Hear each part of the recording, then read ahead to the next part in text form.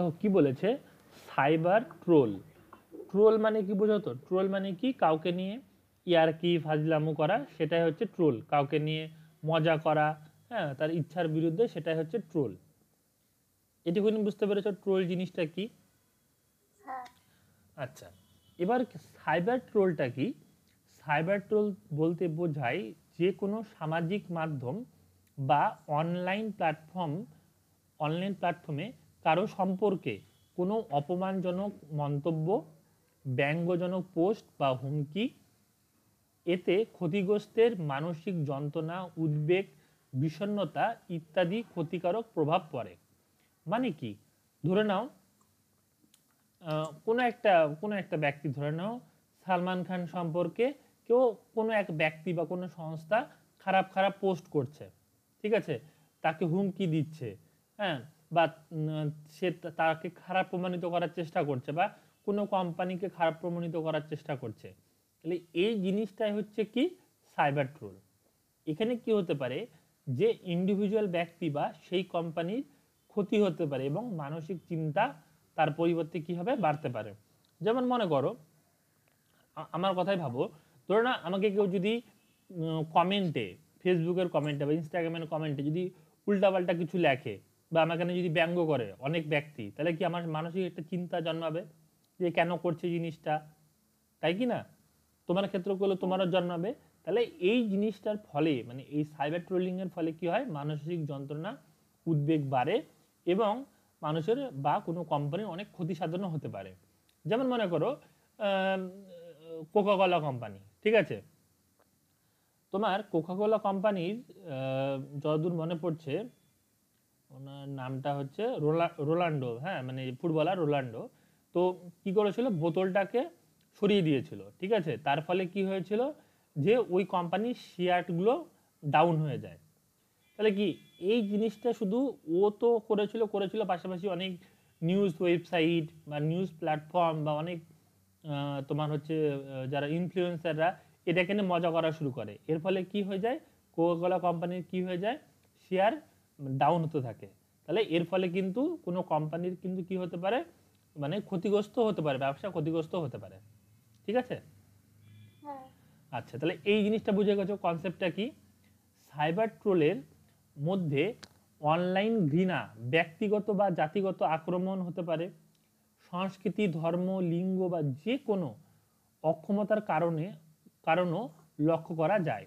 যে কোনো ধরনের হলো হিন্দু মুসলিম নিয়ে দাঙ্গা করার চেষ্টা, বা যে বলছে যে হিন্দু খারাপ বা মুসলিম খারাপ, হ্যাঁ, বা কোনো একটা জাতিকে বলছে, বা কোনো লিঙ্গ বৈষম্যকে বলছে এই এটা খারাপ, হ্যাঁ, বা ছেলেরা ভালো না বা মেয়েরা ভালো না। তাহলে এই সমস্ত জিনিসগুলো যখন বেশি পরিমাণে ছড়ায় কোনো একটা প্ল্যাটফর্ম বা কোনো একটা ধরনের ইনফ্লুয়েন্সার, তখন সেই জাতি বা ব্যক্তির ক্ষতি হয়, তার মানে মানসিক একটা চাপ পড়ে। তাহলে এটাই কে বলছে কি, সাইবার ট্রোল। ঠিক আছে? সাইবার হ্যাঁ। ট্রোল বিপুল পরিমাণ মানুষকে ট্রোলে উৎসাহিত করতে পারে, আবার অন্যদের আক্রমণে যোগদানে আহ্বান জানাতে পারে। এই সাইবার ট্রোল যে যে সকল মাধ্যমগুলির মধ্যে দিয়ে হয়, সেগুলি কি, ফেসবুক পোস্ট, তুমি জানোই, কোনো ব্লগ, কোনো কোম্পানির নামে একটা ওয়েবসাইট বাজে বাজে বাজে বাজে মন্তব্য করছে, ঠিক আছে, ইনস্টাগ্রাম, ইউটিউব ভিডিও, এই ধরনের অন্য যে কোনো সোশ্যাল মিডিয়ার মাধ্যমে এই সাইবার ট্রোল হতে পারে। যেমন মনে করো, কোনো একটা অজানা ব্যক্তি কালিয়াগঞ্জ সরলা সুন্দরী স্কুলের নামে কোনো বাজে বাজে বাজে বাজে মন্তব্য করছে, ঠিক আছে, তাহলে কি সেটা কিন্তু সাইবার ট্রোল হচ্ছে। কিন্তু স্কুলটার নামে কি করছে, স্কুলটার নামে বদনাম করার চেষ্টা করছে, ঠিক আছে। এর ফলে ধরে নাও যারা হচ্ছে হিংসা করে, তারা সেটাকে বারবার রিপোস্ট করছে, তার ফলে কি সেটা সবার মধ্যে ছড়িয়ে যাচ্ছে। তাহলে কিন্তু সাইবার ট্রোলের মানে মাধ্যমটা কিন্তু আরো বেড়ে যাচ্ছে। বুঝতে পারলা? বোঝা গেছে? হ্যাঁ স্যার। আচ্ছা, এবার দেখো কি বলছে, সাইবার ট্রোলের প্রকারভেদ। সাইবার ট্রোলকে কয়েকটি ভাগে ভাগ করা যায়, সেগুলি নিচে দেওয়া হলো। একটা হচ্ছে ক্লাসিক ট্রোল, একটা ফ্রেম ট্রোল, একটা রাজনৈতিক ট্রোল, একটা হচ্ছে ইন্টারনেট ট্রোল ফোর্সেস, একটা হচ্ছে ইম্প্যাক্ট ট্রোল। কি কি? এই ধরনের ট্রোলের মূল উদ্দেশ্য হলো মজা করা বা কাউকে নিয়ে কোনো নাটক তৈরি করা। অনেক ক্ষেত্রেই ট্রোলকারী সেই ব্যক্তির ছবি দিয়ে অপ্রাসঙ্গিক বা ব্যঙ্গাত্মকমূলক মন্তব্য পোস্ট করে। যেমন দেখবা, তুমি দেখেছো কি না, রিসেন্টলি একটা ভিডিও ভাইরাল হয়েছে খুব, যে একটা আম, এ, বিশ্ববিদ্যালয়ের শিক্ষিকার সাথে একটা স্টুডেন্টের বিয়ে হচ্ছে। দেখবে এটা অনেক ভাইরাল হয়ে গেছে, কিন্তু আদৌ তাই না। সেটা কি, সেটা হচ্ছে জাস্ট একটা নাটক হচ্ছিল, তার একটা ছোট্টখানি পার্ট তুলে নিয়ে ভাইরাল করে দিয়েছে। তাহলে স্পেসিফিক সেই শিক্ষিকাটাকে আক্রমণ করা হচ্ছে, মজার ছলেই হোক বা যে কোনোভাবেই হোক, একটা তো আক্রমণ হচ্ছে। তাহলে সেটাই হচ্ছে হচ্ছে কি ক্লাসিক রোল। বুঝতে পারলাম? হ্যাঁ স্যার। ক্লিয়ার? একদম কোনো ডাউট নেই? না। আচ্ছা, ফ্রেম ট্রোল। এই ধরনের ট্রোলকারী এমন একটি বিষয় করা যাতে মানুষের রাগান্বিত হয়, একে অপরের সাথে তর্ক করে। আবার এই ফ্রেম ওরিওর দ্বারা যে কোনো সংবেদনশীল বিষয় অন্য ব্যবহারকারীর আক্রমণ করে, যাতে তর্ক আরও বড় হতে পারে। যেমন কি, খুব সহজ জিনিস, ফ্রেম ট্রোলটা কি, যে হিন্দুরা বলছে মুসলিমরা খারাপ, মুসলিমরা বলছে হিন্দুরা খারাপ, হতে পারে। ধরে নাও বলছে ভারতীয়রা ভালো, কোন একটা পোস্ট হলো ভারতীয়রা ভালো, বাংলাদেশিরা ভালো না। তাহলে এই ধরনের যদি পোস্ট হয়, তাহলে তারাও তো দেখতে পাচ্ছে সোশ্যাল মিডিয়াতে, তাই কি না? তখন তারাও, এটা ভরকনামূলক পোস্ট হচ্ছে, তারাও সেখানে কমেন্ট করবে এবং তারাও সেটাকে শেয়ার করবে এবং তাদের ব্যক্তিরাও এসেও সেখানে কমেন্ট করবে। তাহলে এটা হচ্ছে কি ফ্রেম ট্রোল। বুঝতে পারলা? হ্যাঁ। ওকে। রাজনৈতিক ট্রোল। কোনো একটি রাজনৈতিক দল বা সেই দলের কোনো ব্যক্তি পক্ষপাতমূলক বিষয়বস্তুর প্রচার ব্যবহার করে অন্য দলকে ট্রোল করে। যে মনে করো কোনো একটা ব্যক্তি অরবিন্দ কেজরিওয়ালের একটা ভিডিও ছোট্ট একটুখানি ক্লিপ কেটে নিয়ে ভাইরাল করে দিল, বা নরেন্দ্র মোদীর একটা ছোট্ট একটা ভিডিও কেটে নিয়ে ভাইরাল করে দিল। তার ফলে কি, আগে পিছের ঘটনা কেউ জানলোই না, ওই ভিডিওটাকে মানুষ বিশ্বাস করতে লাগলো, যে ভাবলো যে নরেন্দ্র মোদী বা অরবিন্দ কেজরিওয়ালই খারাপ বা মমতা বন্দ্যোপাধ্যায় খারাপ। তাহলে কি, এই জিনিসটা হচ্ছে রাজনৈতিক ট্রোল। সেটা হচ্ছে একটা পার্টির বা রাজনৈতিক দলের জন্য হতে পারে, বা কোনো একটা ব্যক্তির ক্ষেত্রেও হতে পারে। এই ক্ষেত্রে তারা এর মাধ্যমে মিথ্যা তথ্য ছড়িয়ে মানুষকে দৃষ্টিভঙ্গি পরিবর্তন করার চেষ্টা করে। যেমন নির্বাচনের সময় একটি রাজনৈতিক দল অনলাইনে ভুয়ো ছবি শেয়ার করে জনগণের ভোটকে প্রভাবিত করতে পারে। যে বলে দিল যে এই জায়গায় কোনো একটা রাজনৈতিক দল কোনো একটা, ধরে নাও বলছে মানুষকে ভোট দেওয়ার জন্য মোবাইল ফোন দিচ্ছে, ঠিক আছে? ধরে নাও XYZ রাজনৈতিক দল এটা পোস্ট করলো কোন দলের নামে, এবিসিডি দলের নামে, এবিসি দলের নামে। তাহলে আদৌ কিন্তু তা না হয়তো, তাহলে সেটা পোস্ট করে কি হলো, ভোটটাকে প্রবাহিত করে দিল। বুঝতে পারলা? আচ্ছা, ইন্টারনেট বা ট্রোল ফোর্সেস। যখন কোনো প্রাতিষ্ঠানিক গোষ্ঠী বা রাজনৈতিক দল, সরকার ইত্যাদির অনলাইনে ট্রোলিং কার্যক্রমে পরিচালনা করে।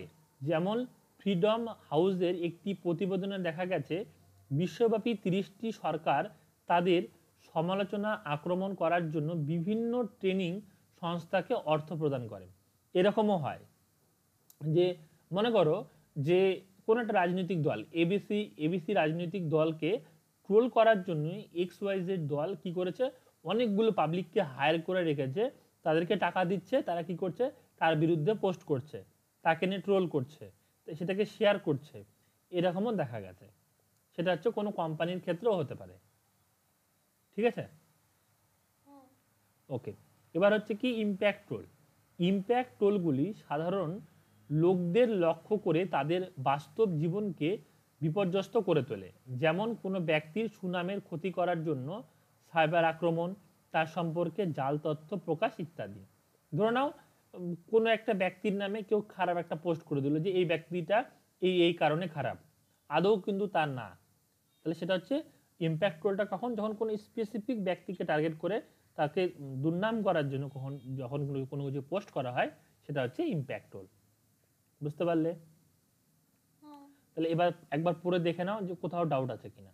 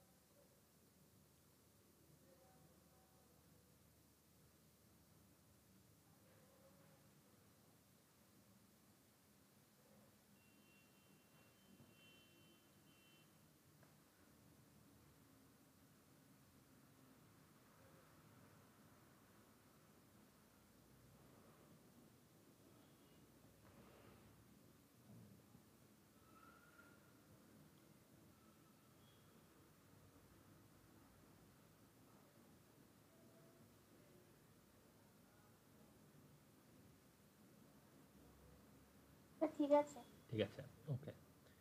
এবার কি বলেছে দেখো, সাইবার ট্রোলিং এর মনস্তাত্ত্বিক ও সামাজিক প্রভাব কি কি।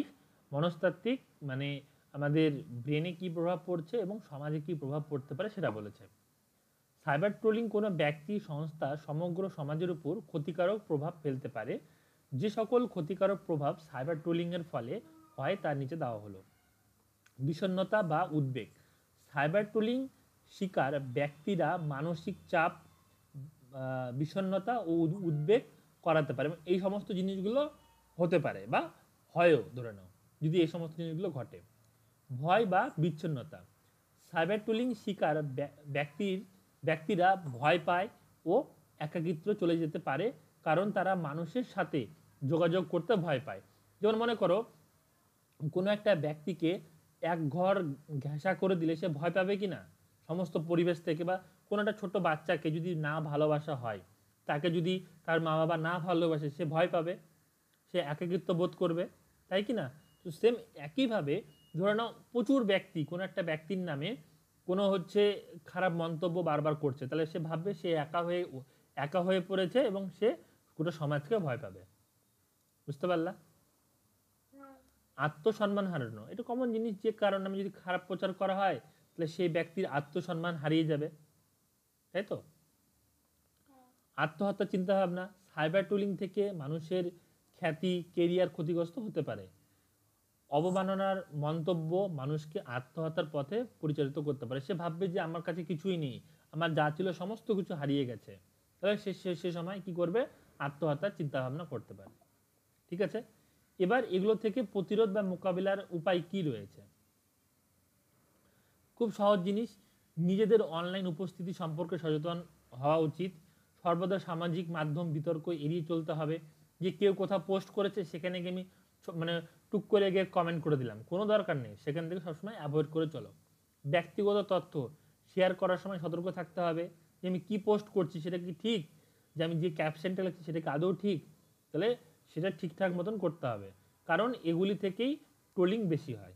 ঠিক আছে, জাস্ট এক্সাম্পল তোমাকে বলছি, ধরে নাও তুমি একটা কোনো ক্যাপশন লিখে ফেসবুকে পোস্ট করলা, ঠিক আছে, কোনো কারণবশত তোমার একটা মিস্টেক হয়ে গেলো, স্পেলিং মিস্টেক, তোমার বন্ধু বান্ধবীরা কন্টিনিউ তোমাকে কমেন্ট করছে, কিরে এটা কেন স্পেলিং মিস্টেক করলি, এর স্পেলিং এটা হবে এটা হবে, বারবার যদি বারবার করে তা তোমার লজ্জা লাগবে, তাই কি না? এটাও কিন্তু এক প্রকার ট্রোল হয়ে গেল। ঠিক আছে, সোশ্যাল মিডিয়া ত্যাগ মানে বেশি পরিমাণে সোশ্যাল মিডিয়া ইউজ করা যাবে না, যতটা পারা যাবে সোশ্যাল মিডিয়া অ্যাভয়েড করতে হবে, তাহলে মানসিক চাপ আমাদের কম হবে। যদি মানসিক চাপ, হয়রানির সম্মুখীন আমরা হই, তাহলে অন্তত কিছুদিনের জন্য হলেও সোশ্যাল মিডিয়া থেকে ছুটি নিতে হবে, মানে সোশ্যাল মিডিয়া চালানো বাদ দিতে হবে, তাহলে আমরা হচ্ছে এই সমস্ত চাপ থেকে আমরা হচ্ছে রেহাই পেতে পারবো। উপেক্ষা করতে হবে, নিজে কোনো বিতর্কতা পোস্ট করা চলবে না। আমি এমন কোনো পোস্ট করব না যেটা হচ্ছে সমাজের পক্ষে খারাপ, বা কোনো ধর্মের পক্ষে বা কোনো লিঙ্গর পক্ষে খারাপ, বা যে কোনো পক্ষে খারাপ হতে পারে, এই সমস্ত পোস্ট করা চলবে না, বিতর্কতামূলক পোস্ট করা চলবে না।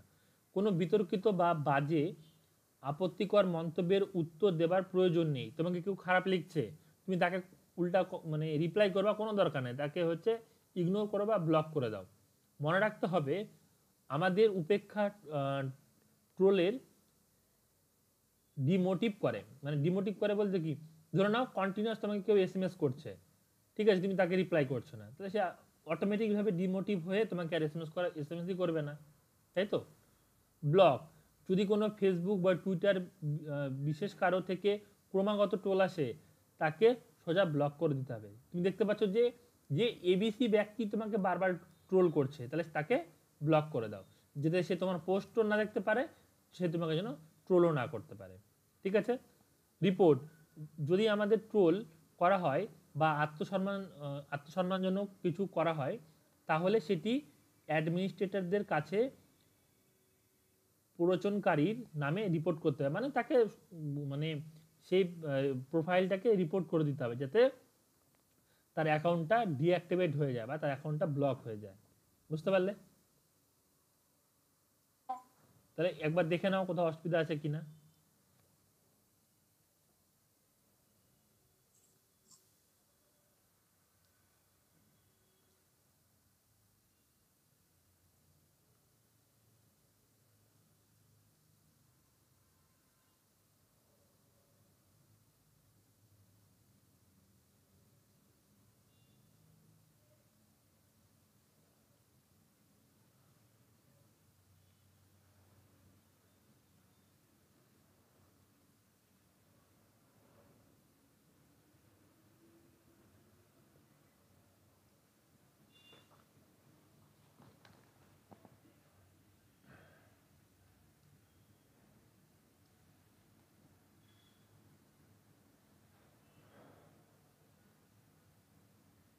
স্যার ঠিক আছে। ঠিক আছে, এবার দেখো সাইবার বুলিং এর সংখ্যাটা পড়লেই বাদ বাকি দেখবা আগেরটার মতনই প্রায়, মানে প্রায় 80% সেম টু সেম।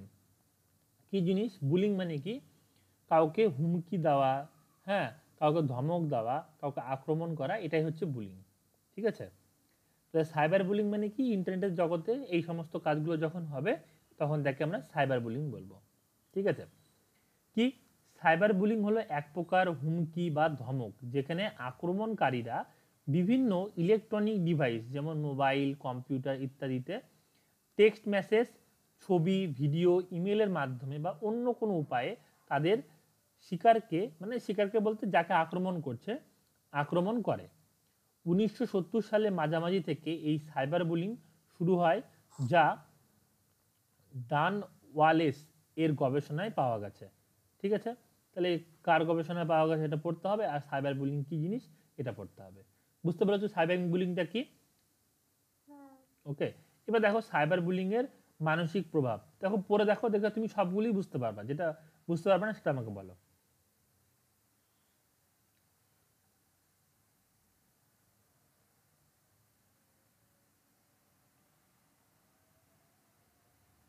হ্যাঁ স্যার ঠিক আছে। ঠিক আছে, বিভিন্ন প্রকার সাইবার বুলিং দেখো, তুমি পড়ো এই জিনিসগুলো, পড়ো জোরে জোরে পড়ো।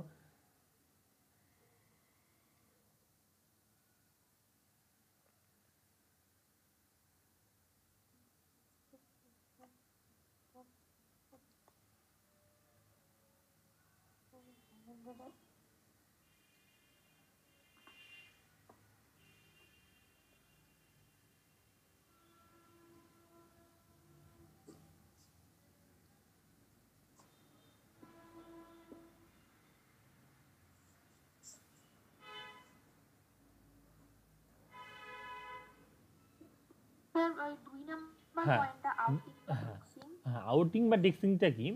এর এর মানে হলো কারো ক্ষতি করা জন্য তার অনুমতি ছাড়া ব্যক্তিগত তথ্য, ঠিক আছে, ছবি, ভিডিও ইত্যাদি প্রকাশ করা বা শেয়ার করা। ধরে নাও আমার অজান্তেই আমার ফোন নাম্বার কেউ শেয়ার করে দিচ্ছে, সেটা কি ঠিক? সেটা কি ঠিক? না। না, তাহলে সেটা হচ্ছে ডিক্সিং বা আউটিং। ঠিক আছে, আমার পারমিশন ছাড়াই আমার কোনো ছবিকে কোনোভাবে ম্যানিপুলেশন করে, এডিট করে কোনো একটা ভুল ছবি পোস্ট করে দিচ্ছে, তাহলে সেটাও কিন্তু ডক্সিং এর আন্ডারে পড়ে। বুঝতে পারলে? হ্যাঁ ওকে, তারপরটা দেখো।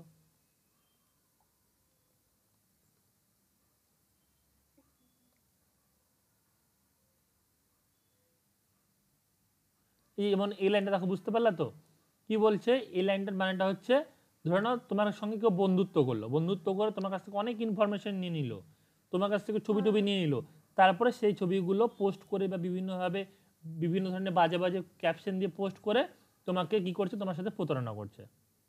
ঠিক আছে, হ্যাঁ স্যার 4, 5, 6, 7 হ্যাঁ 4, 5, 6, 7 দেখো, 4 নাম্বারটা রিলেটেড পাবা। সাইবার স্টকিং হলো ডিজিটাল প্ল্যাটফর্ম ব্যবহার করে কারো উপর নজরদারি। ঠিক আছে, এটা কখন করে বলো দেখি? যখন কারো ফুটপ্রিন্ট নিবে তখন, তাই কি না, নজরদারি করে। হ্যাঁ বা তাকে হয়রান করা, শিকারের ছদ্মবেশ ধারণ করা, তার হয়ে মিথ্যা পোস্ট করা, এবং সবশেষে তাকে হুমকি দেওয়া। কি রকম ব্যাপারটা? ব্যাপারটা বোঝো। তোমার ধরো না, আমাকে বোঝায়, আমার প্রোফাইল দীপ দেবনাথ নামে রয়েছে, আমার নামেই কেউ প্রোফাইল খুলে আমার ছবি ডাউনলোড করে সেই অ্যাকাউন্ট খুলে ধরে নাও অনেকজনকে ফ্রেন্ড রিকোয়েস্ট পাঠিয়ে তাদেরকে গালাগালি দিচ্ছে, হুম, কোনো উল্টাপাল্টা পোস্ট করছে কোনো ধর্মের নামে বা কোনো জাতির নামে উল্টাপাল্টা পোস্ট করছে, মানুষ কাকে ধরবে? এসে আমাকে ধরবে, তাই কি না? হ্যাঁ তাহলে সে কি করে পারলো এই জিনিসটা করতে? সে আমাকে অনেক দিন ধরে নজর রেখেছিল আমার প্রোফাইলের উপরে, তাই তো? আমার নাম কালেক্ট করেছে কোনো না কোনোভাবে, আমার ছবি ডাউনলোড করেছে, আমার ইনফরমেশনগুলো সোশ্যাল মিডিয়া থেকে কালেক্ট করেছে, তারপরে সে ছদ্মবেশ ধারণ করে সেই সমস্ত জিনিসগুলো পোস্ট করে আমাকে কি করছে, আমার রেপুটেশন খারাপ করার চেষ্টা করছে।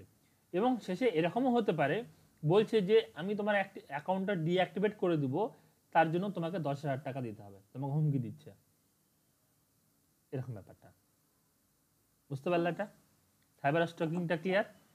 ফ্রেপিংটা কি? হ্যাঁ। ফ্রেপিং হলো ফেসবুক এবং ধর্ষণের সংমিশ্রণ। ঠিক আছে, Facebook plus rape is equal to frape. ঠিক আছে, ফ্রপি, ফ্রপিং এটা অ্যাকচুয়ালি। ঠিক আছে, ফ্রপিং। যখন কোনো আক্রমণকারী কারো সোশ্যাল মিডিয়া অ্যাকাউন্ট নিয়ন্ত্রণ লাভ করে, তাকে অপমানিত বা বিব্রত করার জন্য বিভিন্ন ক্ষতিকারক পোস্ট করে। অ্যাকাউন্ট হ্যাক করলো, ঠিক আছে, হ্যাক করার পর তার অ্যাকাউন্ট থেকে অনেক উল্টাপাল্টা জিনিস পোস্ট করছে, সেটা হচ্ছে ফ্রেপিং। ক্লিয়ার? হ্যাঁ। Marks reading. মার্কস রিডিং হলো একটি জাল অনলাইনে পরিচয় তৈরি করা এবং সেই ব্যক্তির ছদ্মবেশ বিভিন্ন ক্ষতিকারক অপমানজনক পোস্ট করে তার মান সম্মান হানি, মানে ওই এগুলারই রিলেটেড পার্ট। এটার একটা ইন্ডিভিজুয়াল নাম দেওয়া রয়েছে, একে বলা হয় মার্কস রিডিং। মানে এই ক্ষেত্রে কি, এই ক্ষেত্রে একটু পার্থক্যটা কি, এই ক্ষেত্রে একবারে অনেক কিছু পোস্ট করা হয়, সেই মানে সেই ব্যক্তিকে দুর্নাম করার জন্য একবারে অনেক কিছু পোস্ট করা হয়। বুঝতে পারলা? হ্যাঁ। এবার কি ডিসিং। ডিসিং বলতে বোঝায় কোনো একজন ব্যক্তির অন্য লোকের সাথে সম্পর্ক নষ্ট করার জন্য পাবলিক পোস্ট বা ব্যক্তিগত বার্তা। ধরে নাও একটা এক্সাম্পল দিচ্ছি, যে নরেন্দ্র মোদীর সাথে ডোনাল্ড ট্রাম্পের খুব ভালো সম্পর্ক, রাইট? কথা কথা ধরে নিচ্ছি আমরা। এবার সে কি করছে, ধরে নাও এইভাবে যে কোন একটা ব্যক্তি বলছে যে ডোনাল্ড ট্রাম্প হলো নরেন্দ্র মোদীর কোন একটা ব্যবসায় ইনভেস্ট করেছে, বা নরেন্দ্র মোদী যে আমাদের ধরে নাও আম্বানি, ঠিক আছে, আম্বানিকে হেল্প করছে নরেন্দ্র মোদী ডোনাল্ড ট্রাম্পকে জেতানোর জন্য, এরকম খারাপ কোনো মন্তব্য করলো। তাহলে কি দুটা দেশের যে প্রেসিডেন্ট রয়েছে, প্রেসিডেন্টের মধ্যে কি প্রেসিডেন্ট একটা হচ্ছে দুটো দেশের প্রেসিডেন্টের মধ্যে কি সম্পর্ক নষ্ট হবে, তাই কি না? তাহলে ব্যক্তিগত কিছু ধরে নাও, আবার এরকমও হতে পারে যে দুটা দেশ যুদ্ধের জন্য কোনো কিছু সামগ্রী কিনবে, ঠিক আছে, সেই তথ্যটা পাবলিকলি পোস্ট করে দেওয়া, তাহলে কি অন্য দেশে সজাগ হয়ে যাবে, তাই না? তাহলে এটাকে বলছে ব্যক্তিগত বার্তা বা ব্যক্তিগত তথ্য পোস্ট করে দিয়ে কোনো দেশ হতে পারে বা কোনো ব্যক্তির জিনিসকে হচ্ছে অপমান করা বা তার পাবলিক তথ্য প্রকাশ করে দেওয়া, সেটাকে বলছে ডিসিং। অনেক প্রত্যেকটা প্রায় রিলেভেন্ট, ঠিক আছে। ট্রোলিং একটু আগে বললাম, এর সম্পর্কে আগে আলোচনা করা হয়েছে, এটি সাইবার বুলিংয়ের একটি রূপ। সাইবার বুলিংয়ের একটা পার্ট হচ্ছে ট্রোলিং। রোস্টিং, রোস্টিং তো তোমরা জানোই যে ক্যারিমিনিটি রোস্টিং করে, কাউকে বলছে যে এ এই দেখতে খারাপ, এরকম, তাহলে সেটা হচ্ছে রোস্টিং। একজন ব্যক্তির উপর ব্যক্তিগত বা সরাসরি আক্রমণ বা সামাজিক মাধ্যমে করা হয়, তাকে রোস্টিং বলে। একে ফ্লেপিংও বলা হয়। এক্ষেত্রে অশ্লীল ভাষা, কোনো গালাগালি ব্যবহার করে শিকারকে ভয় দেখানো হয়। শুধু ভয় দেবে না, তাকে রোস্টও করা হয়, মানে রোস্ট ইন দ্য সেন্স তাকে ট্রোলও করা হয়, এই সমস্ত জিনিসগুলো হয়। ক্লিয়ার? ওকে, এবার সাইবার বুলিং এর প্রতিরোধ কি পড়ে দেখো, বলো কোথায় বুঝতে অসুবিধা।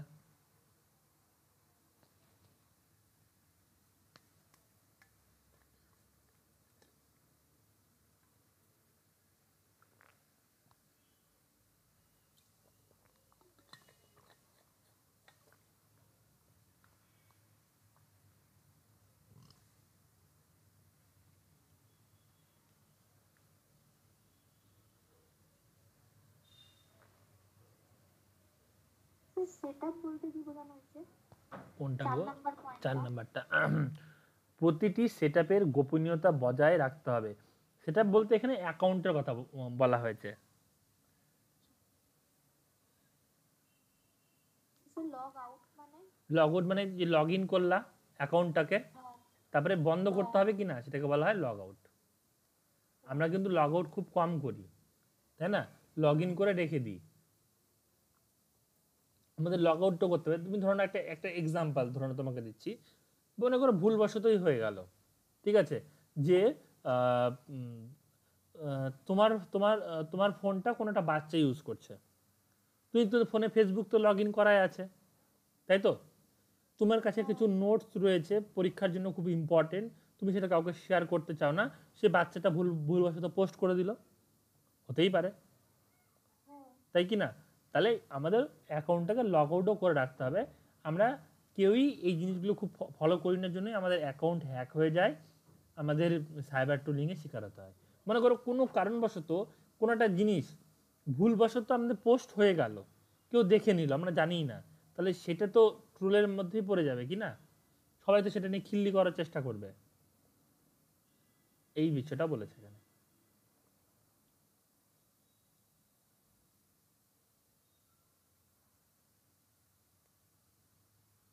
হ্যাঁ ঠিক আছে। ঠিক আছে, এবার বলো আর একটু আগাবো। এই দেখো একই, সাইবার নিরাপত্তা অবধি থাক। হ্যাঁ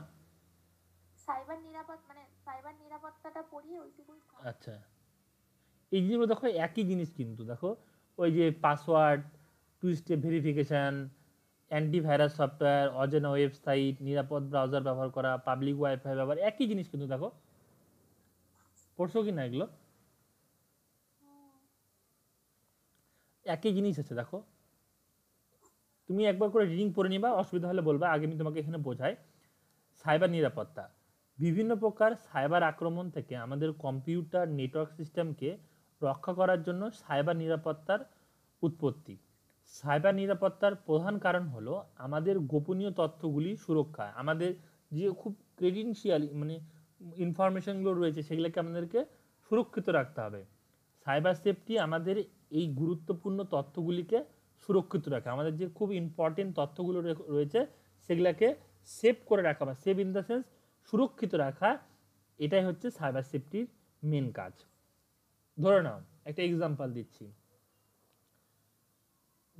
আমাদের ব্যাংকে টাকা ট্রান্সফার হয় কিভাবে? তুমি ক্যাশ টাকা ব্যাংকে গিয়ে জমা করলা, টাকা যে ট্রান্সফার হচ্ছে কি সরাসরি কি হার্ড কপি ট্রান্সফার হচ্ছে? না না, ডিজিটাল ট্রান্সফার হচ্ছে, তাই না? ডিজিটাল নাম্বার ওখানে অ্যাড হচ্ছে কিছু একটা, সেই টাকাটা গিয়ে আমাদের ব্যাংকে গিয়ে জমা হচ্ছে, তাই তো? আমাদের টাকাটা হার্ড তো দিলাম, কিন্তু 90% কাজই তো আমাদের হচ্ছে ডিজিটালি হচ্ছে, তাই না? ইলেকট্রনিক মাধ্যমে হচ্ছে। যদি সাইবার সেফটি নাই থাকে, যে কেউ গিয়ে যদি ব্যাংকের সেই অ্যাকাউন্টে টাকা ঢোকাতে পারে এবং উইথড্রল করতে পারে কোনো সেফটি ছাড়াই বা কোনো সিকিউরিটি ছাড়াই, তাহলে যে কেউ গিয়ে বিভিন্ন জায়গা থেকে টাকা তুলে নিতে পারবে। তোমার অ্যাকাউন্টে টাকা আমি ইচ্ছা করে আমার অ্যাকাউন্টে নিয়ে নিতে পারবো, তাই কি না? সেটা কি ঠিক? ঠিক না, সেফ রাখতে হবে, তাই না? তাহলে সেই সেফ রাখার জন্য যে আমাদের প্রোটোকল ফলো করতে হয় বা যে কনসেপ্টটা রয়েছে সেটাই হচ্ছে সাইবার সেফটি। ক্লিয়ার? হ্যাঁ ওকে। সাইবার নিরাপত্তা কি? সাইবার নিরাপত্তা হলো কম্পিউটার, সার্ভার, মোবাইল নেটওয়ার্ক, কম্পিউটারের গোপনীয় তথ্য এবং সফটওয়্যারকে ক্ষতিকারক আক্রমণ থেকে বাঁচানোর একটি সুরক্ষা ব্যবস্থা।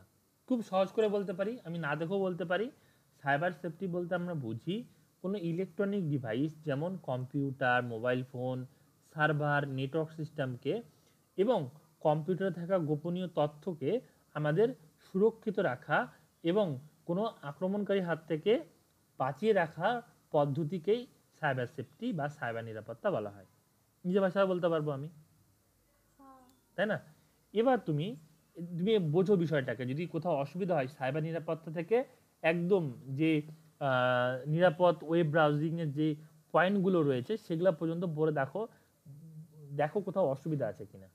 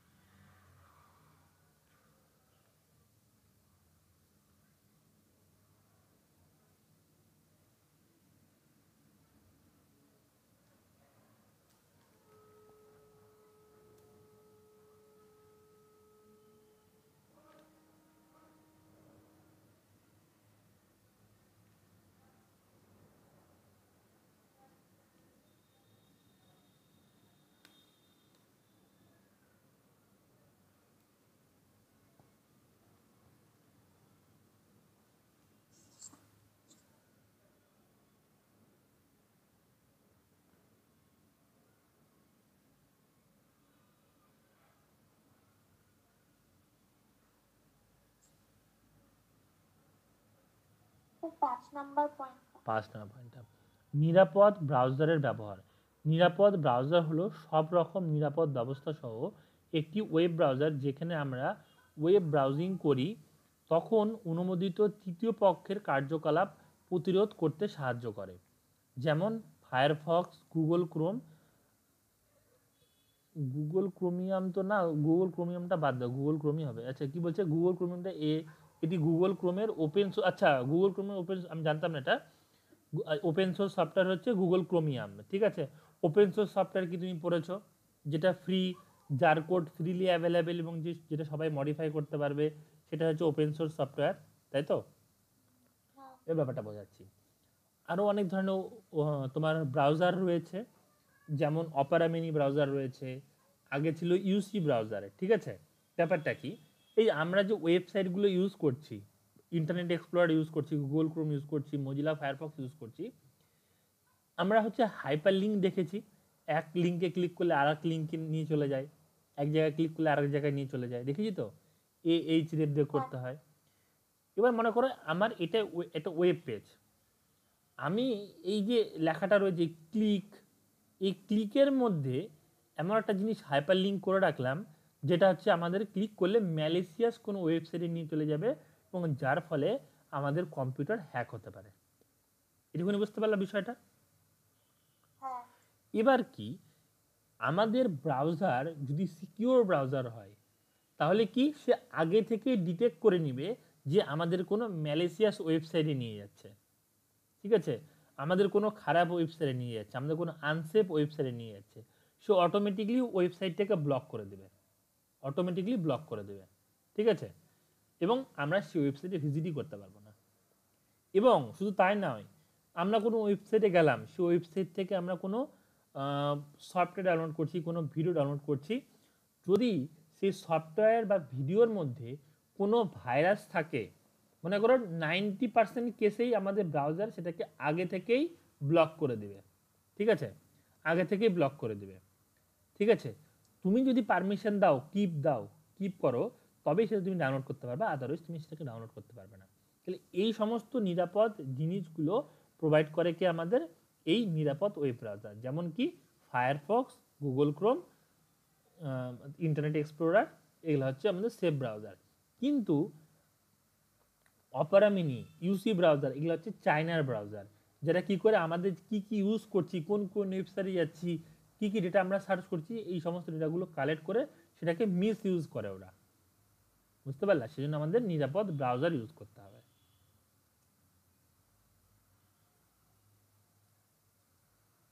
তুমি যদি বলো স্যার এই লাইনটার মানে কি, তাই তো, এই লাইনটার মানেও আছে একটা, এই তৃতীয় পক্ষের কার্যকলাপে প্রতিরোধ করতে সাহায্য, মানে কি, ধরে নাও তুমি যদি কালিয়াগঞ্জ কলেজের ওয়েবসাইটে যাও, তাহলে মনে করো তুমি বাড়ি থেকে আমার বাড়িতে আসছো পড়তে, তাহলে এই ক্ষেত্রে কার কার জানা প্রয়োজন, তোমার আর আমার জানা প্রয়োজন, তাই তো।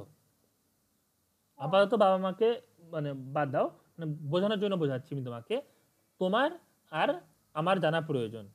এবার এই ইনফরমেশনটা তো আমাদের কালিয়াগঞ্জের প্রত্যেকটা মানুষের তো জানার প্রয়োজন নেই, আছে কি না না।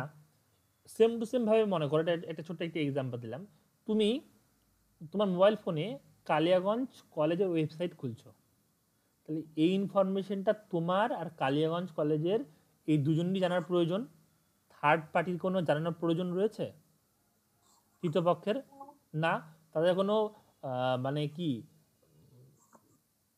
তাদের কোনো মানে কোনো অথরিটিই নেই যে তারা এই জিনিসটা জানতে পারবে।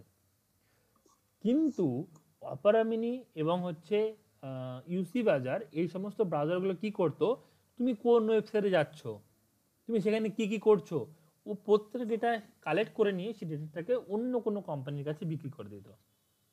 এই জন্য এগুলো আনসেফ ওয়েবসাইট। আমি কেন বললাম, তুমি যখন আমার বাড়ি থেকে তোমার বাড়ি থেকে আমার বাড়িতে আসছো, তাহলে এই ইনফরমেশন 10টা পাবলিকের জানার কোনো অধিকার নেই। সেরকম তোমার মোবাইল ফোন থেকে তুমি যখন কালিয়াগঞ্জ কলেজের ওয়েবসাইটে যাচ্ছ, সে ব্রাউজারের অধিকার নেই তোমার কোন ওয়েবসাইটে যাচ্ছ না ওয়েবসাইটে যাচ্ছ সেটা জানার অধিকার রয়েছে, তাই তো। এবং জানলেও সেটাকে যে বিক্রি করবে তার তো অধিকার নেই। তাহলে সেই জন্য আমাদের নিরাপদ ব্রাউজার ইউজ করতে হবে। বুঝতে পারলে? একদম ক্লিয়ার তো এই ব্যাপারটা? হ্যাঁ। ওকে, তারপরে দেখো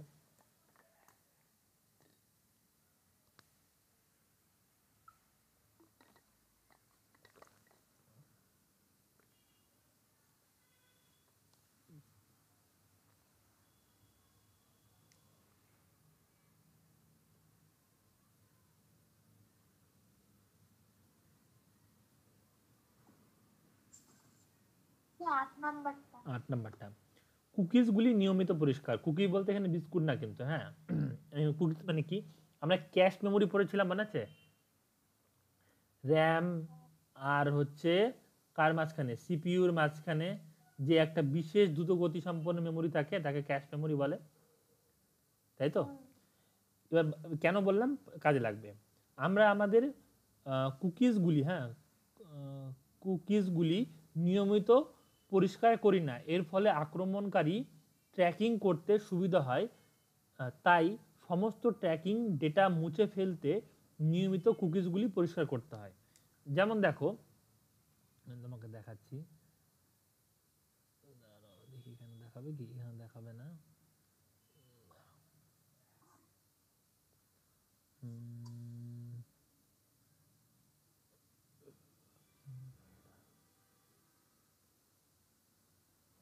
ধরে নাও আমি তো কোনো ওয়েবসাইটে যাই, একটা ওয়েবসাইটে যাচ্ছি, ওয়েস্ট বেঙ্গল হেলথের ওয়েবসাইটে যাচ্ছি, ঠিক আছে? এইখানে দেখো, দেখতে পাচ্ছ এখানে লেখা আছে কুকি অ্যান্ড সাইট ডেটা। হ্যাঁ। মানেটা কি? মানেটা তোমাকে খুব সহজ করে বোঝাচ্ছি।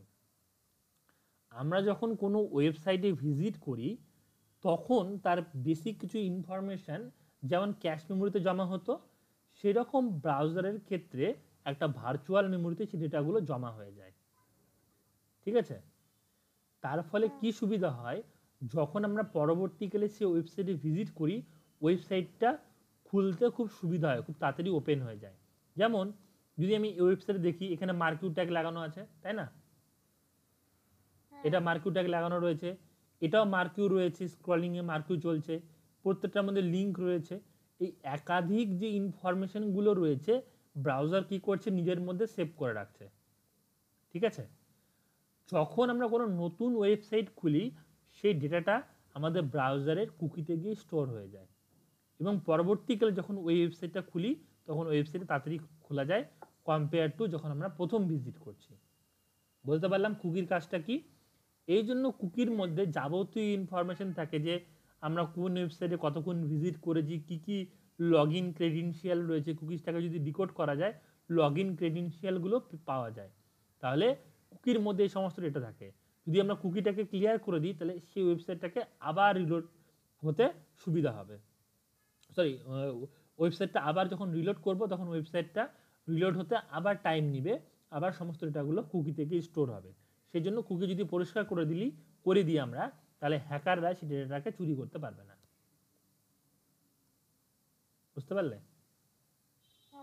ক্লিয়ার? একদম ক্লিয়ার? এতদূর পড়া থাক, তাই তো? তাহলে 6-2-25 পর্যন্ত এটা পড়া থাকলো, আর অল্প একটুখানি থাকলো, দেখো যদি কমপ্লিট হয়ে যায় তাহলে বাদ বাকিটা কালকে পড়িয়ে দেবো। ওকে ওকে, ঠিক আছে।